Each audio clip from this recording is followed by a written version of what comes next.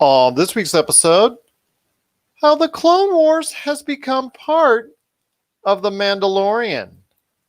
The console wars heat up on eBay. And look who's returning. It's Darkwing Duck.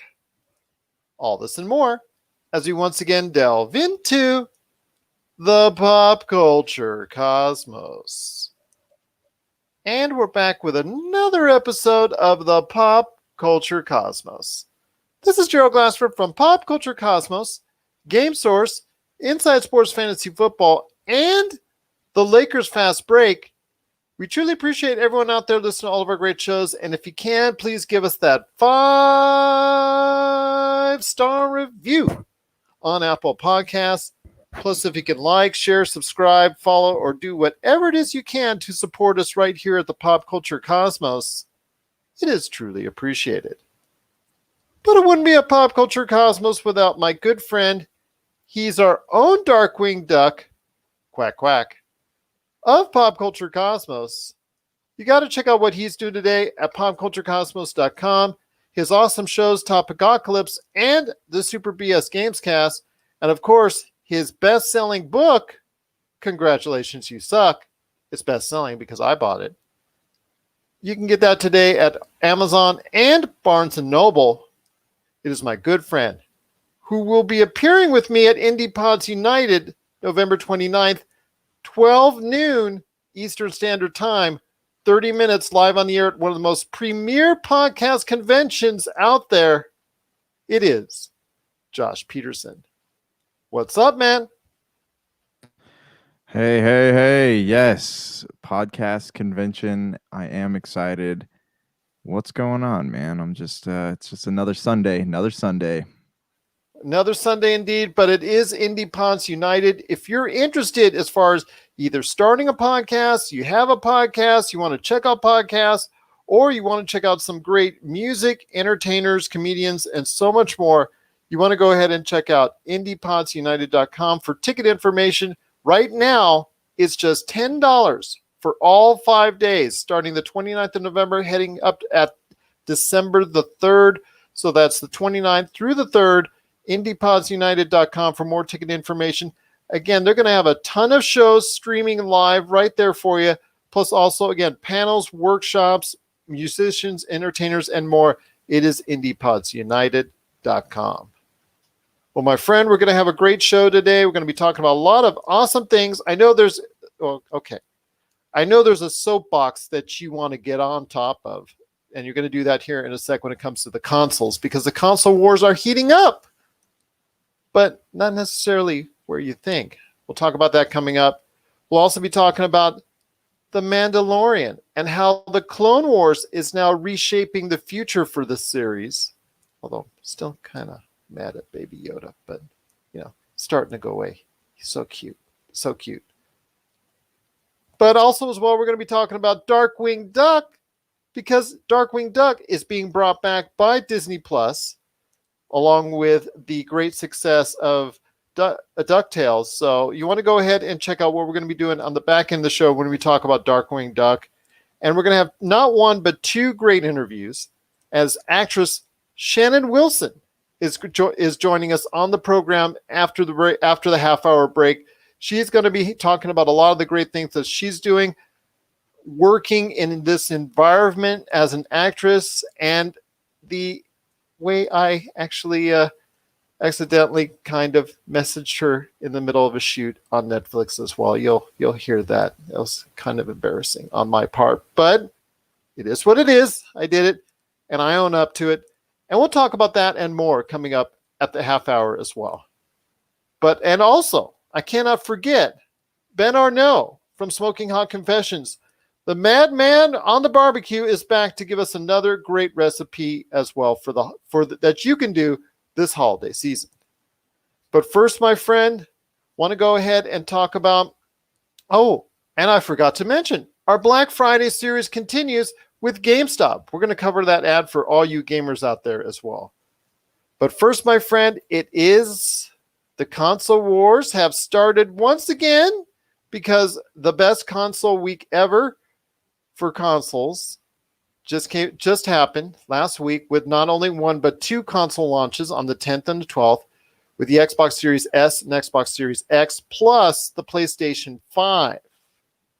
They both came out. It was so funny. Got to get this, Josh.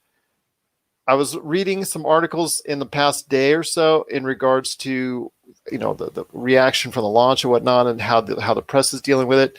I think it was NBC or MSNBC had an article about how Microsoft is trying to deal with the advent of their console launch, and also as well competing against PS5, and this preface it with Microsoft, and of course the pictures of some dude walking out with a PS5. So they really got it going on there, really got it tuned in on if you're having one or the other. But Xbox can't seem to get a break otherwise. But I will ask this, my friend. I know you were having some issues with your own, attempts at trying to get a console launch, and so was our good friend Marcus de la Garza, who helps me host the PC Multiverse as well. But I want to ask you this, my friend, before we get into it. Phil Spencer from Xbox did report some good news for Xbox, and that he reported the worldwide launch for the Xbox Series S and X was the biggest launch ever for Xbox. So at least seemingly they're getting off on the right foot this time around.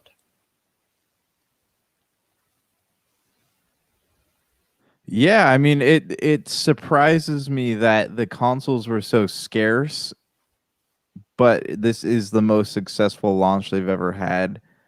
I'm curious if like the scalping had anything to do with that, and just like the environment created by COVID and all the people trying to just make a quick buck.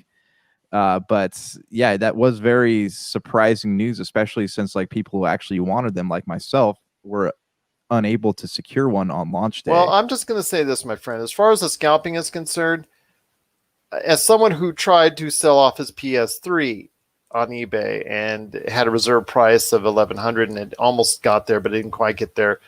I mean, I'm not going to be a hypocrite. I did it. I tried to do it. Didn't work out for me. But you know what? I kept my PS3, and it worked for me for several years up until I think I traded it in for 2011, 2012, something like that. Something. It was with me for years and years and years. Actually, even later than that. I think it was like 2014 or so. But anyways, it was with me for years. And I said, you know what? I kept it, but the shipping involved was too heavy. So that's why I really didn't want to go ahead and incur the cost. But I'm not going to be a hypocrite and tell you that people making a buck off of it is a good thing at this point in time. Just don't buy it.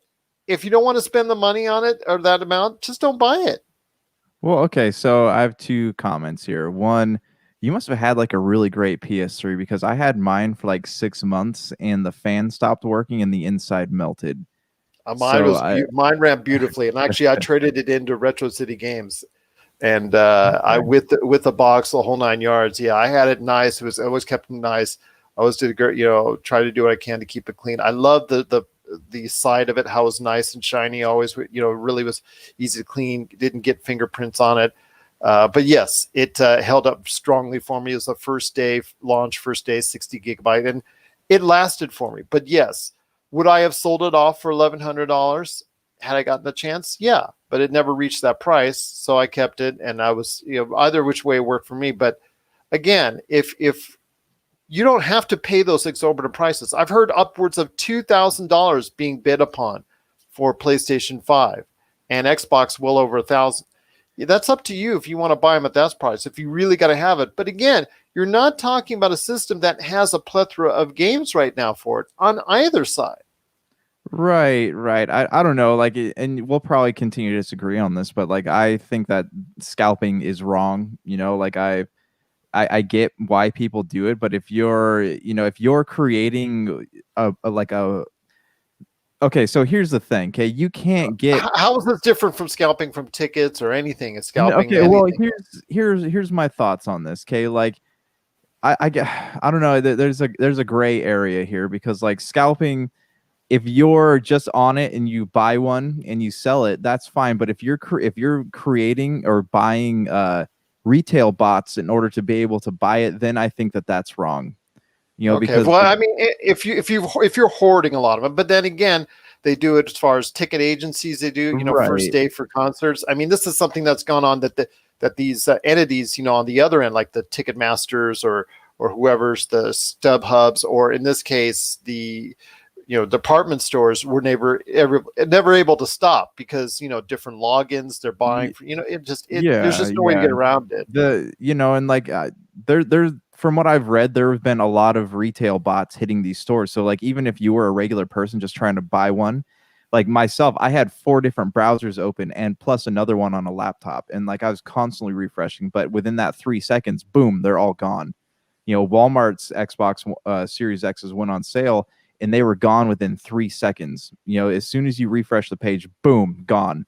So, I mean, that can't be a bunch of humans clicking. Like, that has to be bots. Like, that is absolutely inhumanly fast. So, like, I understand. Like, I mean, had I been in their shoes and I came across one and I wasn't a player of Xboxes, yeah, I would probably have done the same thing. But it's aggravating. If you're a store, you need to have a better system. Like, you need to release them in waves and allow regular people to grab them instead of just putting them all out at once and saying, "Oh, too bad." And then, people like myself, like I had to resort to eBay to buy one, right? I spent $700 on one because, my Xbox One stopped, not ironically, but like it stopped reading discs this week. Like I put in Assassin's Creed Valhalla and it installed at 2% and then was like, nah, I'm good. And it just stopped. It won't read anything else now. So that's why I finally just drop the money on it. But still, man, like I don't know, it's frustrating because I don't know, like I think that it's wrong. I think scalping in any form is wrong, but that's just my personal opinion. I'm not gonna like fight anybody on it, but I don't think it's right. And you have all these people who are genuine video game fans who truly want this console, and they're being taken advantage of by this like predatory behavior online, and I don't think it's right.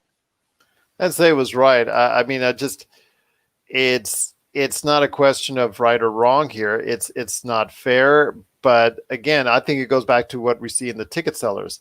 These ticket sellers have not found a decent way or good way to go ahead and stop these individuals from hoarding, these ticket agencies from hoarding, and these ticket bots to go ahead and hoard up these tickets for major concerts, sporting events, what have you. I don't think there was going to be any way that these retail industries or these retail outlets who have a console launch once every 5-7 years to go ahead and figure out what these ticket agencies haven't been able to figure out how to stop for quite some time. I know it's frustrating that Microsoft does all this stuff to get the goodwill of the fans, and the fans can't even buy them because you have a bunch of people online who are like, "Look at me, I bought 5 or 6 Xbox Series X's. Now you got to buy them for $1,000."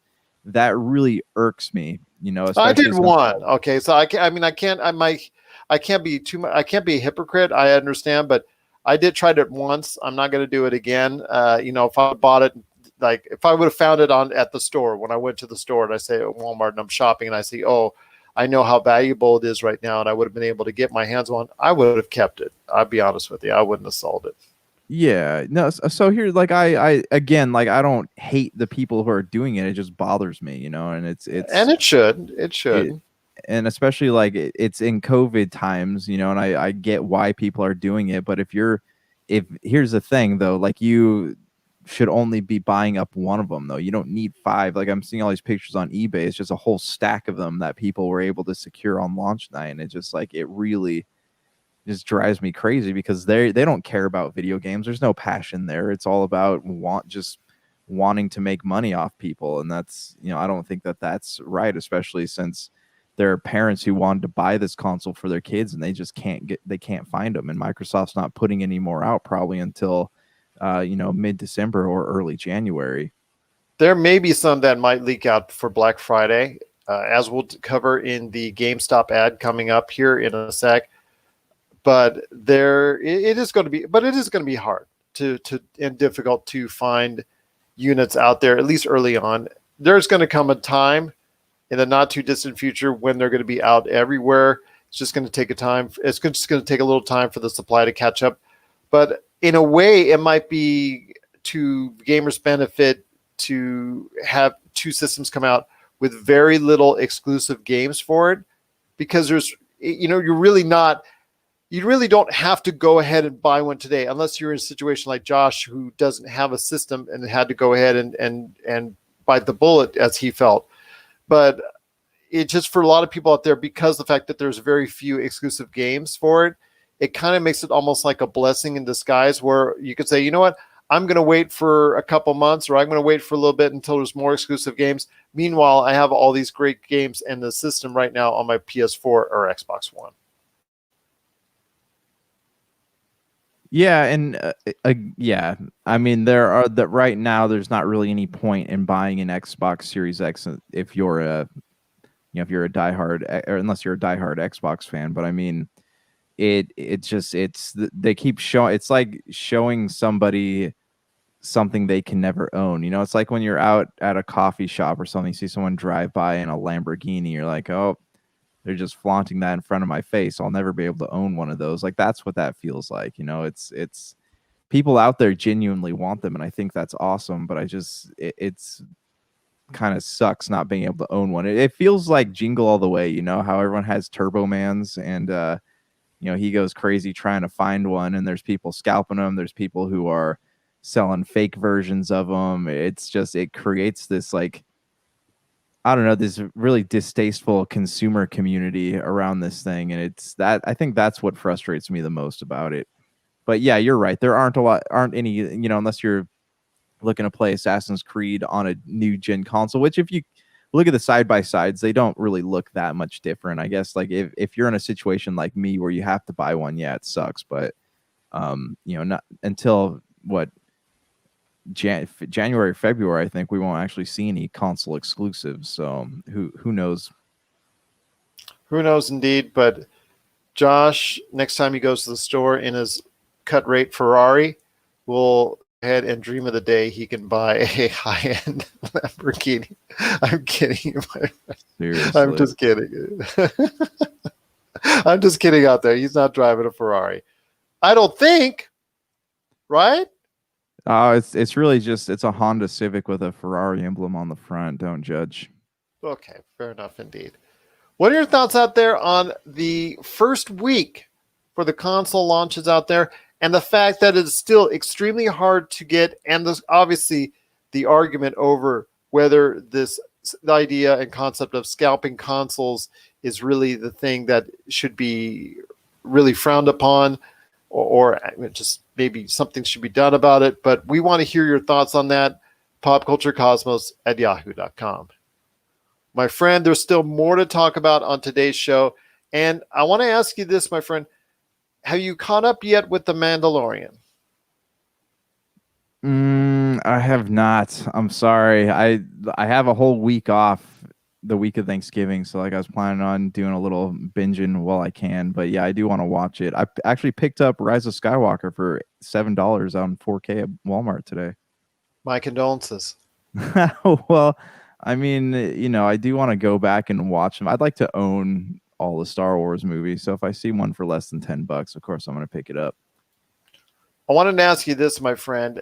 I mean, how familiar then are you with the Clone Wars? Because the Clone Wars, with each and every episode this season of The Mandalorian, seems to get more invested and intertwining with some of the characters, especially the ones we saw this week. And I don't want to go too much into spoilers, but seemingly each and every week, either name drops or actual interaction with The Mandalorian, we're seeing more and more an influence of the Clone Wars. And it just shows you how much of a beloved show it is, that it actually, a lot of the characters are now going to be crossing over into the universe of The Mandalorian. Well, I mean, I had read that Rosario Dawson was going to play Ahsoka in this one. Yes. And so I think it's cool that they're like going across different mediums, as far as like having this animated series, bringing them into the real world. Like, there is a lot of care being given to this type of Star Wars canon. I just, as a fan or former fan, I don't know, where I'm a middle fan, I would wish that, I would hope that this type of care and intrigue would be poured into the movie universe as well. So, I mean, like, this is where, if you're a true Star Wars fan, these like little side projects are where you want to be, because these this is like The Mandalorian is the first time I was fulfilled as a Star Wars fan since I would say since the first time I saw the original trilogy. So I do really appreciate where they're going with this, and I would it'd be cool to maybe see Darth Maul make a return or something like that going down the line here. Also, if the rumors are true and Star Killer is becoming canon, it'd be really cool to see that character pop up at some point as well. Well, Darth Maul was actually name dropped, or actually you saw him in Solo. So that, I mean, he's still somehow managed to be around, alive, or in some sense, or how that's being worked out. But yeah, it seems like Darth Maul could be an option down the road. And as we're seeing with so many different characters now being imported from the Clone Wars over to the Mandalorian, and I don't want to get too much into it because if I do, it will go into more spoilers territory, especially for this latest episode of episode 3. It just seems like that it's a good move because it's like you have a show like the Clone Wars that has a ton of goodwill, because over the course of the years that it was on, it seemed to get better and better, and actually closed out on a very highly critically beloved season in its final season.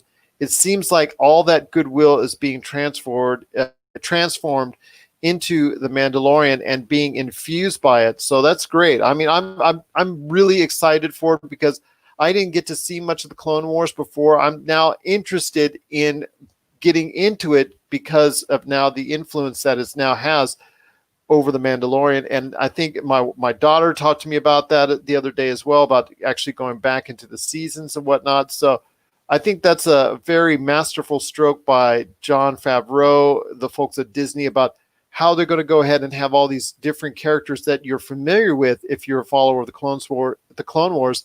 And if you're not, maybe getting into it just because of the fact it's now part of Disney Plus's most popular show, The Mandalorian.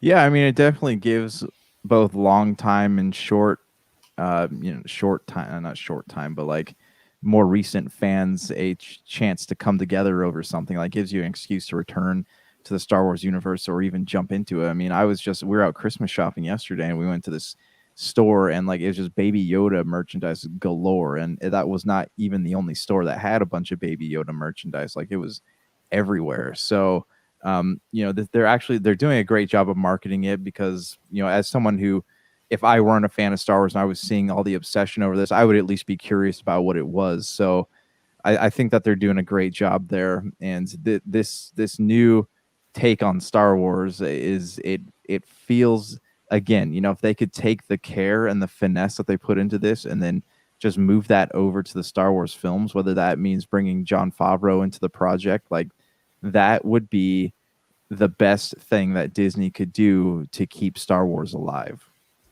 It's so funny because it reminds me of last year, December, when we headed over to Disney World, and you could see that they weren't really prepared, or they couldn't really prepare themselves for the launch of how successful Baby Yoda was, because they had just a few sprinklings of products. They had some like rushed out shirts, rushed out clothing that you didn't see. You saw it wasn't totally developed. It was just like, okay, put Baby Yoda on there, and there you go.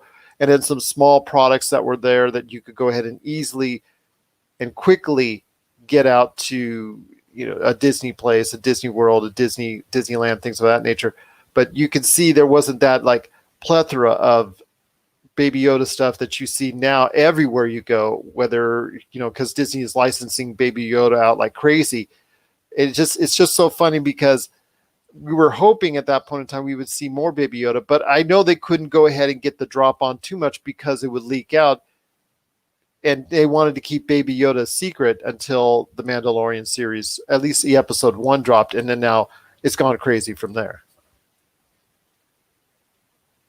Yeah, I mean, I don't know if they thought that. Yeah, I'm sure there was not really a lot of question as to whether or not that would be successful. I don't think it was even a thought. I think Baby Yoda just kind of first appeared as a character and no one really had any idea what the impact would be, or like, I'm sure just based on the Mandalorian alone, all the merchandise I've seen, they probably sold more things for the Mandalorian than they have the last 3 Star Wars films, if not separately, or if not combined, then at least separately. So, there's a lot of eggs in this basket, and it's kind of, it's more reassuring seeing how Disney's handling this one. And it just tells you that it's all coming together for everybody that wants to be a part or watch The Mandalorian each and every week. It's been a good ride so far, although I'm still a little tiny mad at you, Baby Yoda, even though you're so darn cute. Like I said, I gave it 2 episodes. It's 1 episode, so by the end of the next episode, I think we'll be good. We'll be square again. But I will tell you this, it's been great seeing the influence of something so beloved as the Clone Wars and the characters in Clone Wars, which again, you should check out if you haven't already on The Mandalorian so far in season 2, now becoming a great part of the Mandalorian universe, and seeing how one great run for a series is now influencing another great run for another awesome series on Disney Plus. What are your thoughts out there on the big influence now that the Clone Wars have on The Mandalorian? Share us your thoughts, popculturecosmos@yahoo.com. Well, my friend, before we hit the half-hour break, and actress Shannon Wilson stopping by on the show. And again, for that interview, we want to give a big shout-out to Steve Joyner and the SJ Network for going ahead and lining up that interview for us. Steve does a great job with tons of actors and actresses and directors, and just basically a whole bunch of entertainers out there as far as getting them on various podcasts, and we cannot thank him enough for his great efforts. But before we head to the half-hour break, my friend, I wanted to ask you this. Have you checked out the GameStop ad for Black Friday as of yet? Because you just bought yourself an Xbox Series X, my friend. Huh? Yeah. Okay. Hold on. I'm trying to bring it up. I was looking at it earlier, but I can't remember what I saw on it. I know there's a bunch of Switch games that are of interest to people. Well, the first thing on there, when you look on the front page, the most important thing, as what we were discussing about earlier, there will be a limited stock available for Xbox Series X, Xbox Series S, or PlayStation 5. There's going to be a limited stock available in every store. I would assume maybe under 10 units each and whatnot. I mean, it's just going to be something that's limited, but you know what? It's going to be something that if you haven't have it yet, go for it. Plus the Nintendo Switch $299 Mario Kart 8 Deluxe bundle. I think it's back. I think that's the second year in a row that they've done this, but it is something that is going to be worthwhile at $299 if you don't have a Nintendo Switch yet. Plus, it comes with 3 months free of Nintendo Switch Online, so that's a good thing right there for you. Yeah. Not only is it the game, because they've bundled games before with the Nintendo Switch, but this is Mario Kart 8 Deluxe, which is, I think, number 2, all time, or number 1 or number 2 all time for them as far as the games are concerned. And then, of course, 3 months free of their Nintendo Switch Online. But that's for $299. But my friend, there are some great doorbusters you might be interested in. First thing I see, you know how there's always a game that comes out in September that's kind of high profile that usually gets discounted dramatically on these Black Fridays? Sweet Watch Dogs, right? That's what we're talking about. We were talking about Watch Dogs, even though it didn't come out in September. It just came out late last month. And already it's being reduced to $32.99. So if you're interested in Watch Dogs Legion, make sure you go ahead to GameStop, GameStop.com, or you might be seeing it at some competitors as well, because if they're reducing it to $32.99, you can be pretty sure that it's going to drop either at Best Buy, Target, Walmart, or all 3 or more places that sell Watch Dogs Legion. You could see a dramatic price drop on that as well. Yeah, that's what the rumor on the street is, that Target is actually selling it for $30, not $33. So, and I'm sure these will all be comparable. I'm sure you'll be able to find Madden for $25, NBA for $20. I'm sure at Target and Walmart you won't find like these odd numbers. They'll be a little bit cheaper, like Persona here. I am actually interested in picking up Persona, but I'm sure it'll be $19.99. And I'm surprised Star Wars Squadron is being, taken down so low. $16.99 for Star Wars Squadrons. That was an eye-opener for me. That has got my interest. I'm really, really thinking about that one right there for you. The Avengers, which unfortunately has not met up to expectations, and I know we had a great interview last week with George Thomas talking about that, and yeah, it's down to $26.99. NBA 2K21, aka a lot of microtransactions, that's down to $26.99. Madden 21, that's down to $26.99. I have a feeling, like you said, it could be that price or a little bit lower at some of the other retailers. Mortal Kombat 11, FIFA, they're all coming down to $26.99. So EA is running its games to $26.99 for a lot of them. And then you have just a whole plethora of games that are coming down in price. Is there anything else that stands out for you? Because there's a whole bunch. I noticed, though, Star Wars Jedi Fallen Order is only down to $30 at GameStop. That's still not quite for a game that's a year already out over a year. Still not quite the kind of price drop I was hoping for. GTA 5 is finally hitting $15 at a lot of places for Black Friday. I mean, there's a ton of good games that are still coming out. Mortal Kombat 11 on the Xbox One is coming out at $14.99. That's a nice surprise. I know that Mortal Kombat 11 was this Ultimate, I think, the Aftermath collection. So if you want all the DLC and whatnot, that's $26.99. But if you just want the core game, that's $14.99. Is there anything else that's is there anything else that you're seeing that you're really interested in? Yes. I mean, I'm looking at the PS5 games right now. Just give me a second. I'm going through. I would love to pick up a copy of Resident Evil 2 remastered. I got or redone. I traded that one in. Love to pick up Resident Evil Biohazard on PS4, and then scrolling over here to the Xbox games, I'm looking at Gears 5. Like, I'd love to own a physical copy for $10. I think that's a pretty good deal. If you're into Forza, they have them 19. It's for 19. Forza 4 is $19.99. Final Fantasy 12 Zodiac's only $20. Tomb Raider. I didn't physically buy the Tomb Raider game, so I'd love to have physical copies, and I think it's worth it at $15. Looking at, there's a Wolfenstein collection for $40. Don't know if I'd pick that one up, but it looks like there's some good stuff in here. I'm looking at Switch games right now. You can get the Assassin's Creed Rebel collection for $20. If you're looking for Borderlands, it's $30. There's a lot of stuff in here that I would be interested in grabbing. Trials of Mana, for example, $25. I wouldn't mind paying that for it. There's Xbox One and PS4. Borderlands 3, $9.99. Gears 5, $9.99. Those are prices that really stick out to me, so I'm kind of interested in those. Mm-hmm.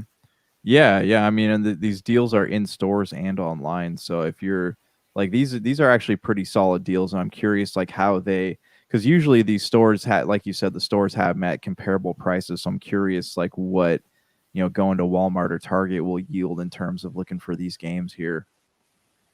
Well, again, there's a lot of great prices, very interesting prices that are on and available at the GameStop ad that's for Black Friday. We'll go ahead and post the link for it on our Pop Culture Cosmos Facebook page, so it will be there on the news feed if you want to check that out.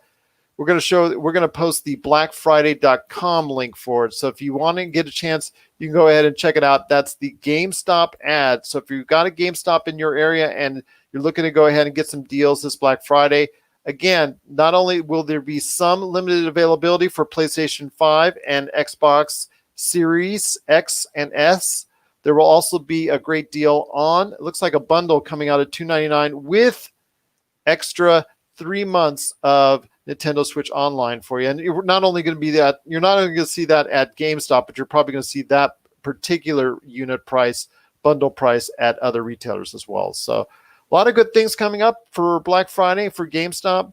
What are your thoughts out there? Are you going to go and hit up GameStop this Black Friday? We want to hear your thoughts. popculturecosmos@yahoo.com. Well, coming up next, it is actress Shannon Wilson. I just had a great conversation with her, and you can hear that conversation next, coming up after the break. And then right after that, our good friend Ben Arnault from Smoking Hot Confessions stops by with a great recipe. And then on the back end, Josh and I are going to go quack, quack, quack, because it is Darkwing Duck coming back to Disney Plus. This is the Pop Culture Cosmos. And we're back to close out the show. This is the Pop Culture Cosmos. Want to thank so much Shannon Wilson for stopping by on the program. Check out all the great things. Check out all the great things that she's going to be part of on Netflix. All the episodes, the series that she's going to be at, and also check out what she's going to be working on and what she has worked on her IMDb page. Shannon, that's SHANNAN Wilson, Shannon Wilson on IMDb. And then, of course, our good friend Ben Arnault from Smoking Hot Confessions. Please go ahead and check out his entire barbecue experience today at SmokingHotConfessions.com. Well, my friend, before we head on out, a lot of great things to talk about when it comes to Darkwing Duck coming to Disney Plus. I'm assuming that means DuckTales has been a hit for Disney Plus. People reliving it, reimagining it, the new episodes brought on. I guess it just means it's been a great time for everyone to go ahead and check out the DuckTales. So if that's the case, I mean, Darkwing Duck was a natural to come on right after that. Yeah, I mean, everyone loves Darkwing Duck. You know, that's the one cartoon like from my childhood that like I still remember vividly, and I don't know, like I get really nostalgic when I think about that. Like I would hope did Tailspin came back, didn't it? I've not heard about Tailspin. I've not heard a confirmation on Tailspin, but I'll look it up while you're talking on that. Okay, yeah, because I mean, if Darkwing Duck's coming back, because they already did DuckTales, it feels like Tailspin would be the natural progression. But I mean, I could totally see Disney building a connected universe out of all these cartoons that were on like when I was a kid. You know, I would love to see something like that. And I know there are a lot of people, you ask them, hey, what cartoon did you watch when you were younger? They'll probably mention Darkwing Duck, maybe Doug, you know, and I think that this is a pretty good move on their part. And I don't know, like I'm hopeful that it leads to something bigger, because Darkwing Duck was actually like a really cool cartoon when I was younger, and it was dark, you know, and I'm curious like what the tone is going to be with this. That's so funny. It was dark. It's called Darkwing Duck, man. You want it to be bright and rosy? Right. But I wanted to ask you this, my friend. I did want to let you know, first off, that Tailspin has not yet been renewed or been extended. What I can see in the news briefs, it was so funny though that Disney has already, I guess, greenlit a Chip and Dale Rescue Rangers live action movie for next year, or supposedly next year. Now, I've been waiting on pins and needles for that one. But I will ask you this, my friend.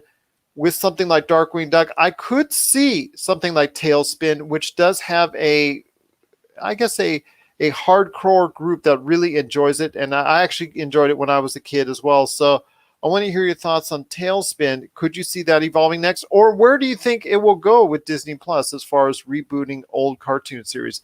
They've talked about X-Men. They've talked, actually, that's a pretty good done deal as far as getting the X-Men revived, as far as that's concerned, because a lot of people have love for that. Is it really a revival though? Because I mean, you look at X-Men, just like or say Spider-Man. An extension. How about an extension? Yeah. Oh, are you talking about like the exact '90s version of it? Yes. Is that what you're talking about? Bringing back those actors. Yeah, those actors. That's been talked about getting a revival, and that's actually I don't know if it's confirmed, but they're talking definitely about getting that one live back again. Okay. Yeah, because I mean that could be really cool. Because I mean, I remember, that was one that I didn't like as much as the Spider-Man show, but I did really like when the two teams crossed over, when those two cartoons crossed over with each other. Like Marvel did a great job with their Fox cartoons, way back in the day, because they did have a crossover with Iron Man, a crossover with Fantastic Four, a crossover with X-Men, and really out of all those cartoons that existed, only X-Men and Spider-Man seemed to go beyond the 12 episodes. So I think that's really cool, and yeah, I'd be down to watch that totally. Well, it looks like they're as far as either reimagining it or revisiting it, but I think this is going to be something where you look it up, and as far as the X-Men series is concerned, the classic X-Men series, but the emergency, all 5 seasons are now available. So they've made all the seasons available on Disney Plus, the X-Men series. I'm hoping that will lead to a revival of some type as far as new episodes are concerned. Not all the actors are alive to do it, so some new actors would have to go ahead and replace some of the ones that, actually at least one that has perished and unfortunately passed away. So I know there's a lot of love for it, but I'm hoping that there will be a revival of it as people are seeing me scroll through on Facebook Live. But at least Darkwing Duck is a step in the right direction, and hopefully it will bring a lot of those 80s and 90s animated series that Disney made as far as the television. They may have been suffering on the film end, but the television end, they did a pretty good job of putting out some series during that period of time. Yeah, no, they really did. Like I said, there's a lot of good stuff that came out when I was younger. Sitting there being able to watch X-Men and Spider-Man. It was a shame. I really enjoyed Silver Surfer, probably just because he was always one of my favorite Marvel characters. So it's kind of a shame to know that I think that series only lasts like 6 episodes, and there's Spider-Man 2099 that only lasted like 5 episodes. I don't really know, but off the top of my head. But yeah, I mean, it would be really cool to see them dive back into those properties and perhaps like maybe introduce some new ones. I would honestly love to see a continuation of the 90s Spider-Man. I know they kind of hit every story arc there is out there with that one, but I mean, I would love to see that one brought back too. Well, hopefully we will get a chance to talk about more great series being revived at Disney Plus, and alongside some great new stories that they can tell on Disney Plus, because just rehashing all these old series isn't enough. Creating new content that's fresh, that's interesting, like we're seeing within The Mandalorian, and also as well upcoming with the Marvel Cinematic Universe series that are coming, like, for instance, WandaVision, The Falcon and the Winter Soldier, and more coming up. That's what we want to see. A nice hybrid of both would be a great thing for Disney Plus going forward. It's something that we're seeing Disney making a bigger focus of. They've mentioned that they were going to do so, and it looks like they're doing so with the advent of Darkwing Duck coming to Disney Plus, a fan favorite coming home once again with new episodes to enlighten a new generation on the world of Darkwing Duck. Your thoughts out there on Darkwing Duck coming back in the form of a revived series on Disney Plus? Share us your thoughts, popculturecosmos@yahoo.com. Well, my friend, it's been a great episode. I cannot thank you enough for being a part of it, as always. Any last thoughts on the way out?